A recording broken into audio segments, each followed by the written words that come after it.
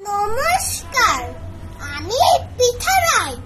আমি কবি নবকৃষ্ণ ভট্টাচার্যের কাজের লোক কবিতাটি আবৃত্তি করব। মৌমাছি মৌমাছি কোথায় যাও? নাচি নাচি দাঁড়াও না একবার ভাই, ওই ফুল ফোটে বনে, যাই মধু আহরণে, দাঁড়াবার সময় তো নাই। ছোট পাখি কিচিমিচি ডাকি ডাকি, কোথা যাও বলে যাও শুনি।